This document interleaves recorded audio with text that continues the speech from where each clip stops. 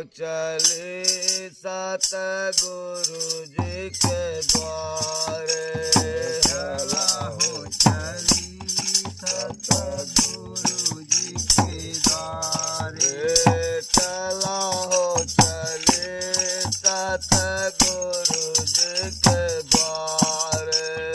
चला हो चली सतगुरु जी के द्वारे। चला हो चले सतगुरु जी के द्वारे। चला हो चली सतगुरु जी के द्वारे। सतगुरु मिले आया विद्या दई है। सतगुरु मिले आई विद्या दई है। सतगुरु मिले आया विद्या दई है। सतगुरु मिले आई शिक्षा दई है। जन्म जोगन काया हो भले सतगुरु जी के द्वारे।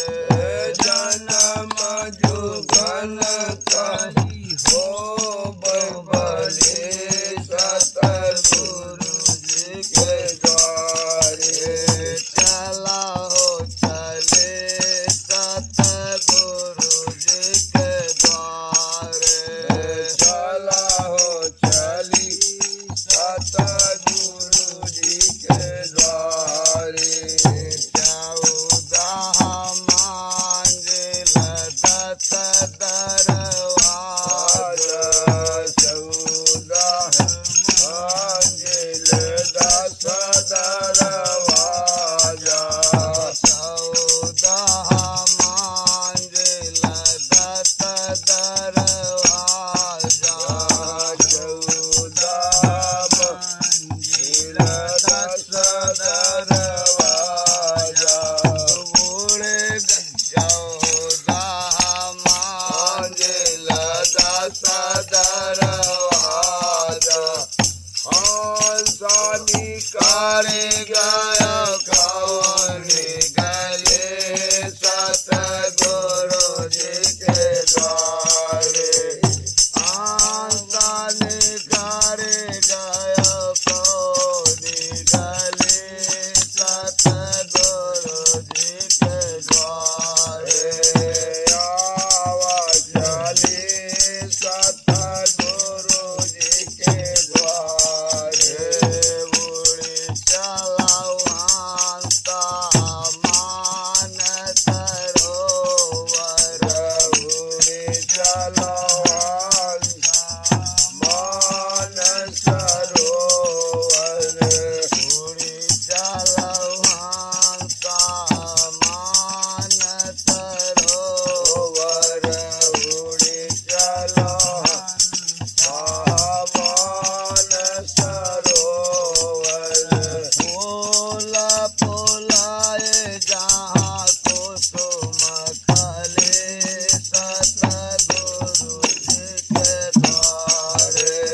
फूल खिलाए जहाँ कुसुम खिले सतगुरु जी के द्वारे। फूल खिलाए जहाँ कुसुम खिले सतगुरु जी के द्वारे। फूल खिलाए जहाँ कुसुम खिले सतगुरु जी के द्वारे। चला हो चले सतगुरु जी के द्वारे। चला हो चली सतगुरु जी के द्वारे। धर्मदास बिनवे कर जोरे।